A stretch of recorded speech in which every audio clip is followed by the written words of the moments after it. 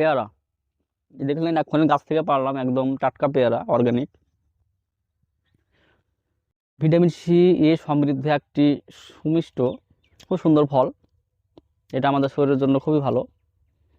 Vitamin C আছে এতে, zinc আছে, ভিটামিন এ আছে, যেটা আমাদের রোগ প্রতিরোধ ক্ষমতা সুন্দরভাবে বাড়ায়, শরীরকে সতেজ রাখে।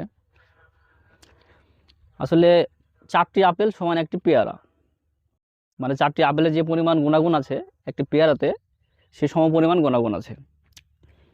আমরা বাজারে কিন্তু আপেল কিনে খাই, অনেক দাম, আমাদের দিকে যেহেতু হয় না অনেক দাম, এবং অনেকে কিনে খেতে পারি না।